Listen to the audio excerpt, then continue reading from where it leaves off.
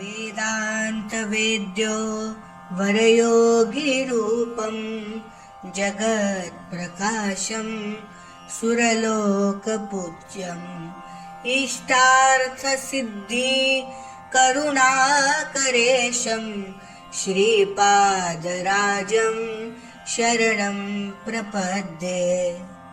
योगीशरूपं परमात्मवेशं सदानुरागं सहकार्यरूपं वरप्रसादं विबुधैकसेव्यं श्रीपादराजं शरणं प्रपद्ये। काषायवस्त्रं करदण्डधारिणं कमण्डलु पद्मकरेण शङ्खं चक्रगदा भूषितभूषणाढ्यं श्रीपादराजं शरणं प्रपद्ये। भूलोकसारं भुवनैकनाथं नाथादिनाथं नरलोकनाथं कृष्णावतारं करुणाकटाक्षं श्रीपादराजं शरणं प्रपद्ये। लोकाभिरामं गुणभूषणाढ्यं तेजोमुनि श्रेष्ठमुनिर्वरेण्यं समस्तदुःखानि भयं निशान्तं श्रीपादराजं शरणं प्रपद्ये। कृष्णासुतीरे वसति प्रसिद्धं श्रीपादश्रीवल्लभ योगमूर्तिं सर्वजनैश्चिन्तित कल्पवृक्षं श्रीपादराजं शरणं प्रपद्ये। मन्त्राब्धिराजं युतिराजपुण्यं त्रैलोक्यनाथं जनसेव्यनार्थम् आनन्दचित्तम् अखिलात्मतेजं श्रीपादराजं शरणं प्रपद्ये।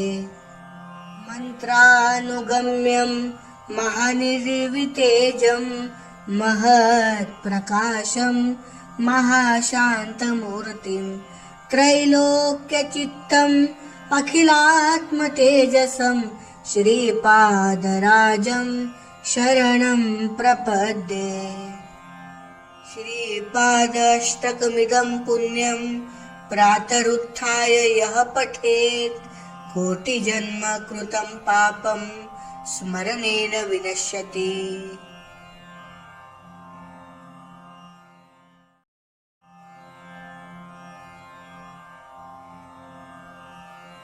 वेदान्तवेद्यो वरयोगिरूपं जगत्प्रकाशं सुरलोकपूज्यम् इष्टार्थसिद्धि करुणाकरेशं श्रीपादराजं शरणं प्रपद्ये। योगीशरूपं परमात्मवेशं सदानुरागं सहकार्यरूपं वरप्रसादं विबुधैकसेव्यं श्रीपादराजं शरणं प्रपद्ये। काषायवस्त्रं करदण्डधारिणं कमण्डलु पद्मकरेण शङ्खं चक्रगदा भूषितभूषणाढ्यं श्रीपादराजं शरणं प्रपद्ये। भूलोकसारं भुवनैकनाथं नाथादिनाथं नरलोकनाथं कृष्णावतारं करुणाकटाक्षं श्रीपादराजं शरणं प्रपद्ये। लोकाभिरामं गुणभूषणाढ्यं तेजोमुनि श्रेष्ठमुनिर्वरेण्यं समस्तदुःखानि भयं निशान्तं श्रीपादराजं शरणं प्रपद्ये। कृष्णासुतीरे वसति प्रसिद्धं श्रीपाद श्रीवल्लभ योगमूर्तिं सर्वजनैश्चिन्तित कल्पवृक्षं श्रीपादराजं शरणं प्रपद्ये। मन्त्राब्धिराजं युतिराजपुण्यं त्रैलोक्यनाथं जनसेव्यनार्थम् आनन्दचित्तम् अखिलात्मतेजं श्रीपादराजं शरणं प्रपद्ये। मन्त्रानुगम्यं महानिर्वितेजं महत्प्रकाशं महाशान्तमूर्तिं त्रैलोक्यचित्तम् अखिलात्मतेजसं श्रीपादराजं शरणं प्रपद्ये। श्रीपादाष्टकमिदं पुण्यं प्रातरुत्थाय यः पठेत् कोटिजन्म कृतं पापं स्मरणेन विनश्यति।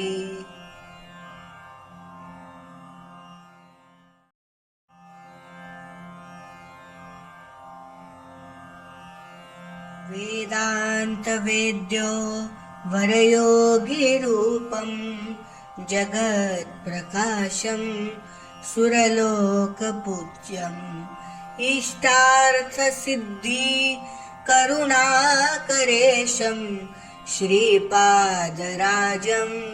शरणं प्रपद्ये। योगीशरूपं परमात्मवेशं सदानुरागं सहकार्यरूपं वरप्रसादं विबुधैकसेव्यं श्रीपादराजं शरणं प्रपद्ये। काषायवस्त्रं करदण्डधारिणं कमण्डलु पद्मकरेण शङ्खं चक्रगदा भूषितभूषणाढ्यं श्रीपादराजं शरणं प्रपद्ये। भूलोकसारं भुवनैकनाथं नाथादिनाथं नरलोकनाथं कृष्णावतारं करुणाकटाक्षं श्रीपादराजं शरणं प्रपद्ये। लोकाभिरामं गुणभूषणाढ्यं तेजोमुनि श्रेष्ठमुनिर्वरेण्यं समस्तदुःखानि भयं निशान्तं श्रीपादराजं शरणं प्रपद्ये। कृष्णासुतीरे वसति प्रसिद्धं श्रीपाद श्रीवल्लभ योगमूर्तिं सर्वजनैश्चिन्तित कल्पवृक्षं श्रीपादराजं शरणं प्रपद्ये। मन्त्राब्धिराजं युतिराजपुण्यं त्रैलोक्यनाथं जनसेव्यनार्थम् आनन्दचित्तम् अखिलात्मतेजं श्रीपादराजं शरणं प्रपद्ये। मन्त्रानुगम्यं महानिर्वितेजं महत्प्रकाशं महाशान्तमूर्तिं त्रैलोक्यचित्तम् अखिलात्मतेजसं श्रीपादराजं शरणं प्रपद्ये। श्रीपादाष्टकमिदं पुण्यं प्रातरुत्थाय यः पठेत् कोटिजन्म कृतं पापं स्मरणेन विनश्यति।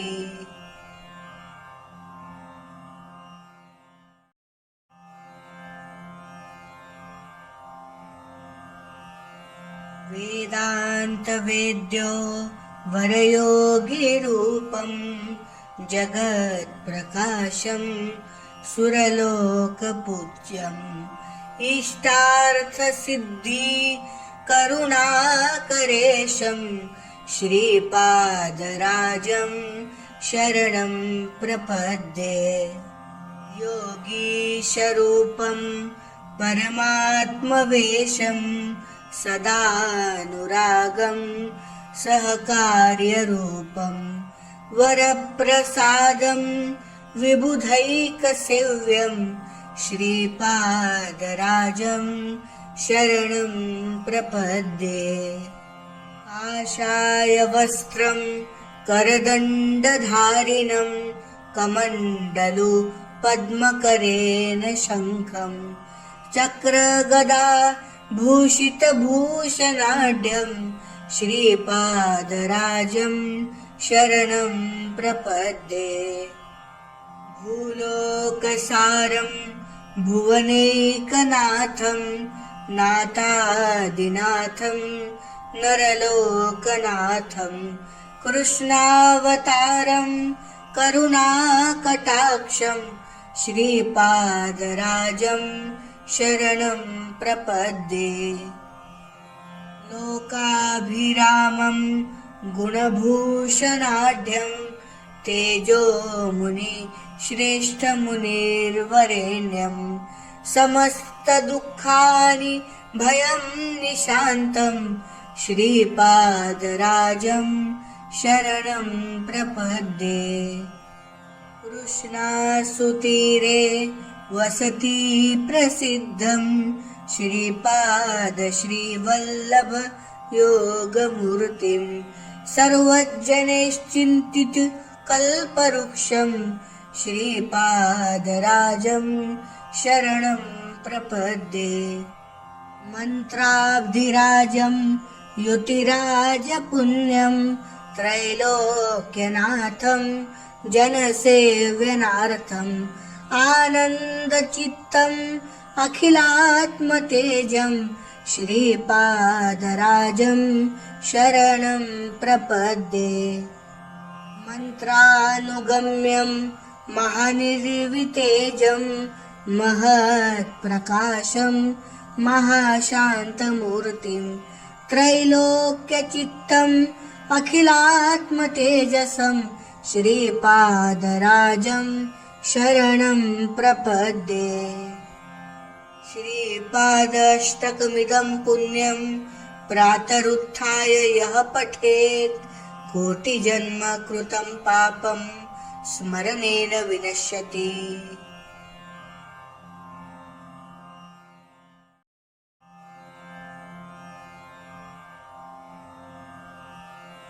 वेदान्तवेद्यो वरयोगिरूपं जगत्प्रकाशं सुरलोकपूज्यम् इष्टार्थसिद्धि करुणाकरेशं श्रीपादराजं शरणं प्रपद्ये। योगीशरूपं परमात्मवेशं सदानुरागं सहकार्यरूपं वरप्रसादं विबुधैकसेव्यं श्रीपादराजं शरणं प्रपद्ये। काषायवस्त्रं करदण्डधारिणं कमण्डलु पद्मकरेण शङ्खं चक्रगदा भूषितभूषणाढ्यं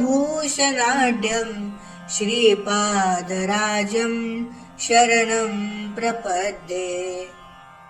भूलोकसारं भुवनैकनाथं नाथादिनाथं नरलोकनाथं कृष्णावतारं करुणाकटाक्षं श्रीपादराजं शरणं प्रपद्ये। लोकाभिरामं गुणभूषणाढ्यं तेजोमुनि श्रेष्ठमुनिर्वरेण्यं समस्तदुःखानि भयं निशान्तं श्रीपादराजं शरणं प्रपद्ये। कृष्णासुतीरे वसति प्रसिद्धं श्रीपाद श्रीवल्लभ योगमूर्तिं सर्वजनैश्चिन्तित कल्पवृक्षं श्रीपादराजं शरणं प्रपद्ये। मन्त्राब्धिराजं युतिराजपुण्यं त्रैलोक्यनाथं जनसेव्यनार्थम् आनन्दचित्तम् अखिलात्मतेजं श्रीपादराजं शरणं प्रपद्ये। मन्त्रानुगम्यं महानिर्वितेजं महत्प्रकाशं महाशान्तमूर्तिं त्रैलोक्यचित्तम् अखिलात्मतेजसं श्रीपादराजं शरणं प्रपद्ये। श्रीपादाष्टकमिदं पुण्यं प्रातरुत्थाय यः पठेत् कोटिजन्म कृतं पापं स्मरणेन विनश्यति।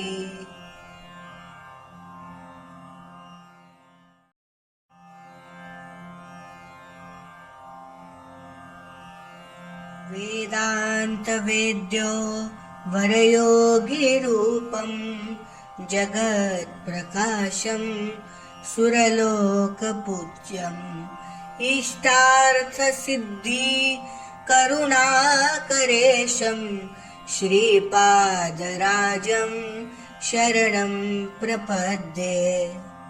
योगीशरूपं परमात्मवेशं सदानुरागं सहकार्यरूपं वरप्रसादं विबुधैकसेव्यं श्रीपादराजं शरणं प्रपद्ये। काषायवस्त्रं करदण्डधारिणं कमण्डलु पद्मकरेण शङ्खं चक्रगदा भूषितभूषणाढ्यं श्रीपादराजं शरणं प्रपद्ये। भूलोकसारं भुवनैकनाथं नाथादिनाथं नरलोकनाथं कृष्णावतारं करुणाकटाक्षं श्रीपादराजं शरणं प्रपद्ये। लोकाभिरामं गुणभूषणाढ्यं तेजोमुनि श्रेष्ठमुनिर्वरेण्यं समस्तदुःखानि भयं निशान्तं श्रीपादराजं शरणं प्रपद्ये। कृष्णासुतीरे वसति प्रसिद्धं श्रीपाद श्रीवल्लभ योगमूर्तिं सर्वजनैश्चिन्तित कल्पवृक्षं श्रीपादराजं शरणं प्रपद्ये। मन्त्राब्धिराजं युतिराजपुण्यं त्रैलोक्यनाथं जनसेव्यनार्थम् आनन्दचित्तम् अखिलात्मतेजं श्रीपादराजं शरणं प्रपद्ये। मन्त्रानुगम्यं महानिर्वितेजं महत्प्रकाशं महाशान्तमूर्तिं त्रैलोक्यचित्तम् अखिलात्मतेजसं श्रीपादराजं शरणं प्रपद्ये। श्रीपादाष्टकमिदं पुण्यं प्रातरुत्थाय यः पठेत् कोटिजन्म कृतं पापं स्मरणेन विनश्यति।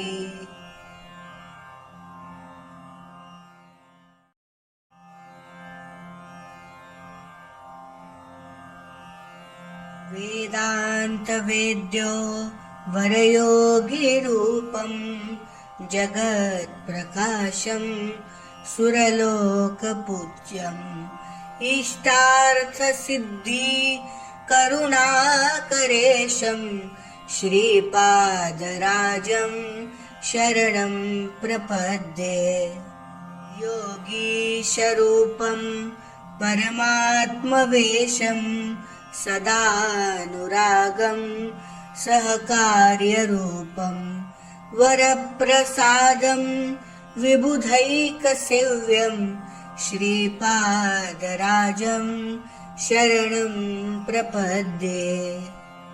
आशायवस्त्रं करदण्डधारिणं कमण्डलु पद्मकरेण शङ्खं चक्रगदा भूषितभूषणाढ्यं श्रीपादराजं शरणं प्रपद्ये।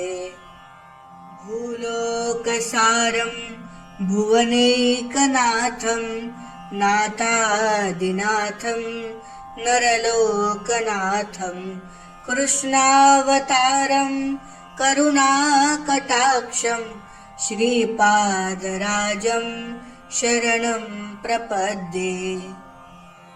लोकाभिरामं गुणभूषणाढ्यं तेजोमुनि श्रेष्ठमुनिर्वरेण्यं समस्तदुःखानि भयं निशान्तं श्रीपादराजं शरणं प्रपद्ये।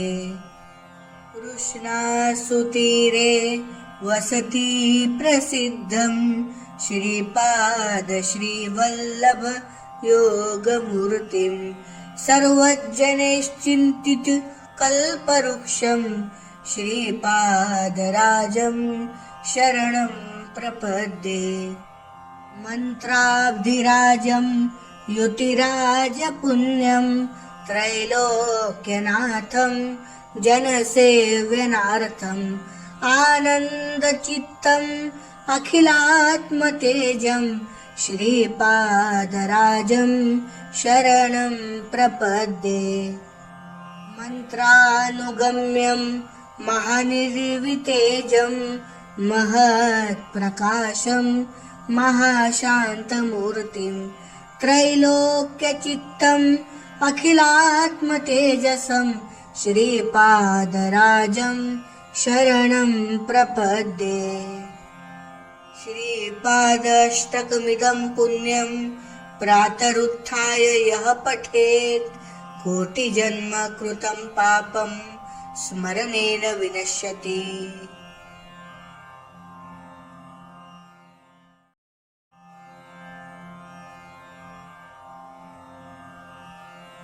वेदान्तवेद्यो वरयोगिरूपं जगत्प्रकाशं सुरलोकपूज्यम् इष्टार्थसिद्धि करुणाकरेशं श्रीपादराजं शरणं प्रपद्ये। योगीशरूपं परमात्मवेशं सदानुरागं सहकार्यरूपं वरप्रसादं विबुधैकसेव्यं श्रीपादराजं शरणं प्रपद्ये। आशायवस्त्रं करदण्डधारिणं कमण्डलु पद्मकरेण शङ्खं चक्रगदा भूषितभूषणाढ्यं श्रीपादराजं शरणं प्रपद्ये। भूलोकसारं भुवनैकनाथं नाथादिनाथं नरलोकनाथं कृष्णावतारं करुणाकटाक्षं श्रीपादराजं शरणं प्रपद्ये। लोकाभिरामं गुणभूषणाढ्यं तेजोमुनि श्रेष्ठमुनिर्वरेण्यं समस्तदुःखानि भयं निशान्तं श्रीपादराजं शरणं प्रपद्ये। कृष्णासुतीरे वसति प्रसिद्धं श्रीपाद श्रीवल्लभ योगमूर्तिं सर्वजनैश्चिन्तित कल्पवृक्षं श्रीपादराजं शरणं प्रपद्ये। मन्त्राब्धिराजं युतिराजपुण्यं त्रैलोक्यनाथं जनसेव्यनार्थम् आनन्दचित्तम् अखिलात्मतेजं श्रीपादराजं शरणं प्रपद्ये। मन्त्रानुगम्यं महानिर्वितेजं महत्प्रकाशं महाशान्तमूर्तिं त्रैलोक्यचित्तम् अखिलात्मतेजसं श्रीपादराजं शरणं प्रपद्ये। श्रीपादाष्टकमिदं पुण्यं प्रातरुत्थाय यः पठेत् कोटिजन्म कृतं पापं स्मरणेन विनश्यति।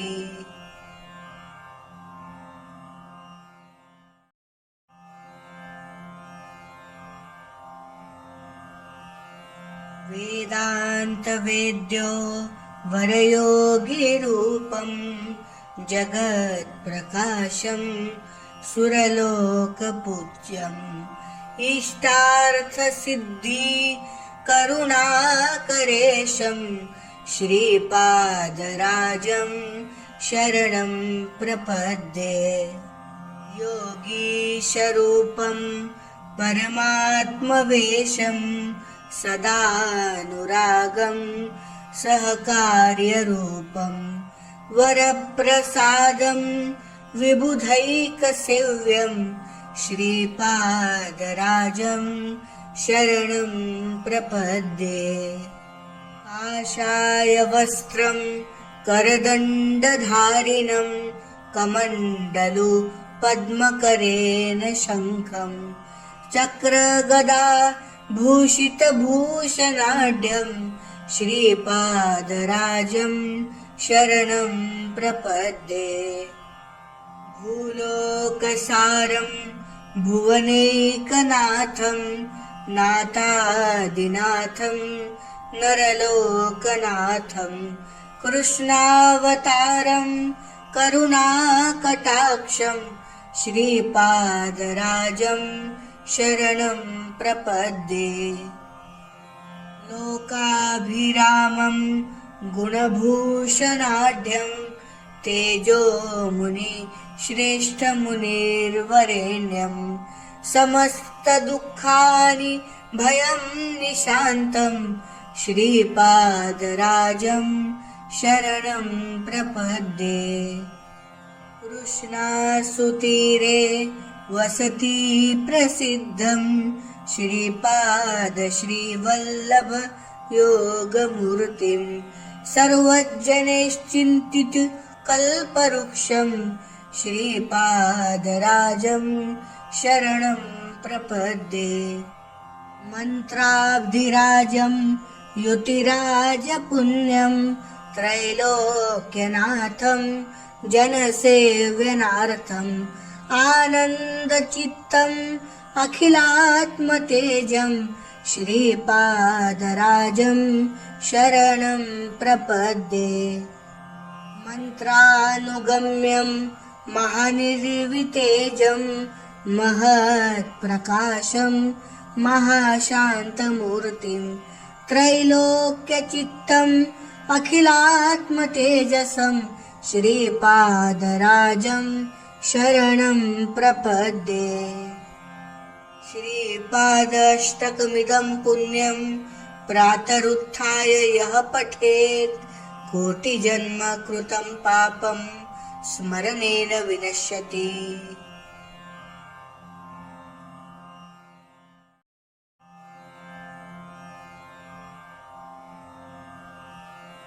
वेदान्तवेद्यो वरयोगिरूपं जगत्प्रकाशं सुरलोकपूज्यं इष्टार्थसिद्धि करुणाकरेशं श्रीपादराजं शरणं प्रपद्ये।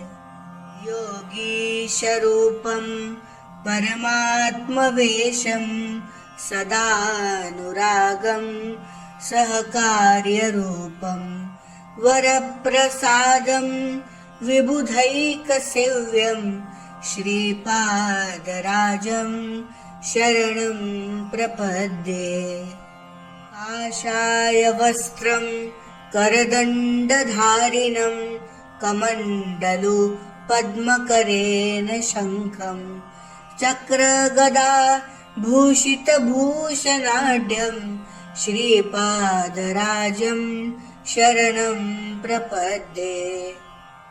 भूलोकसारं भुवनैकनाथं नाथादिनाथं नरलोकनाथं कृष्णावतारं करुणाकटाक्षं श्रीपादराजं शरणं प्रपद्ये। लोकाभिरामं गुणभूषणाढ्यं तेजोमुनि श्रेष्ठमुनिर्वरेण्यं समस्तदुःखानि भयं निशान्तं श्रीपादराजं शरणं प्रपद्ये। कृष्णासुतीरे वसति प्रसिद्धं श्रीपादश्रीवल्लभ योगमूर्तिं सर्वजनैश्चिन्तित कल्पवृक्षं श्रीपादराजं शरणं प्रपद्ये। मन्त्राब्धिराजं युतिराजपुण्यं त्रैलोक्यनाथं जनसेव्यनार्थम् आनन्दचित्तम् अखिलात्मतेजं श्रीपादराजं शरणं प्रपद्ये। मन्त्रानुगम्यं महानिर्वितेजं महत्प्रकाशं महाशान्तमूर्तिं त्रैलोक्यचित्तम् अखिलात्मतेजसं श्रीपादराजं शरणं प्रपद्ये। श्रीपादाष्टकमिदं पुण्यं प्रातरुत्थाय यः पठेत् कोटिजन्म कृतं पापं स्मरणेन विनश्यति।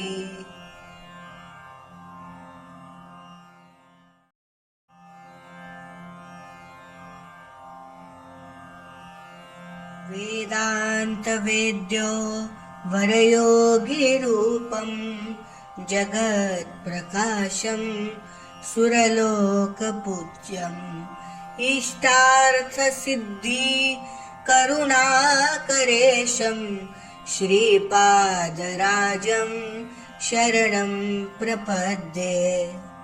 योगीशरूपं परमात्मवेशं सदानुरागं सहकार्यरूपं वरप्रसादं विबुधैकसेव्यं श्रीपादराजं शरणं प्रपद्ये। आशायवस्त्रं करदण्डधारिणं कमण्डलु पद्मकरेण शङ्खं चक्रगदा भूषितभूषणाढ्यं श्रीपादराजं शरणं प्रपद्ये। भूलोकसारं भुवनैकनाथं नाथादिनाथं नरलोकनाथं कृष्णावतारं करुणाकटाक्षं श्रीपादराजं शरणं प्रपद्ये। लोकाभिरामं गुणभूषणाढ्यं तेजोमुनि श्रेष्ठमुनिर्वरेण्यं समस्तदुःखानि भयं निशान्तं श्रीपादराजं शरणं प्रपद्ये। कृष्णासुतीरे वसति प्रसिद्धं श्रीपाद श्रीवल्लभ योगमूर्तिं सर्वजनैश्चिन्तित कल्पवृक्षं श्रीपादराजं शरणं प्रपद्ये। मन्त्राब्धिराजं युतिराजपुण्यं त्रैलोक्यनाथं जनसेव्यनार्थम् आनन्दचित्तम् अखिलात्मतेजं श्रीपादराजं शरणं प्रपद्ये। मन्त्रानुगम्यं महानिर्वितेजं महत्प्रकाशं महाशान्तमूर्तिं त्रैलोक्यचित्तम् अखिलात्मतेजसं श्रीपादराजं शरणं प्रपद्ये। श्रीपादाष्टकमिदं पुण्यं प्रातरुत्थाय यः पठेत् कोटिजन्म कृतं पापं स्मरणेन विनश्यति।